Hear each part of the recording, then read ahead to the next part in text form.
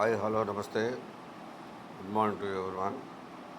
మరి ఈరోజు నిన్న లోకేష్ గారు మరి టీచర్స్ యొక్క డిమాండ్ను అంగీకరించి మరి వెబ్ కౌన్సిలింగ్ నుంచి మాన్యువల్ కౌన్సిలింగ్ మార్చినందుకు లోకేష్ గారికి ధన్యవాదాలు. మరి ఏదైనా కూడా ఒక మంచి రిలేషన్ ఉండాలంటే పట్టు విడుపులు ఉండాలి. ఆ విషయంలో మరి లోకేష్ గారు ప్రదర్శించినటువంటి స్ఫూర్తికి ధన్యవాదాలు తెలియజేస్తున్నాను.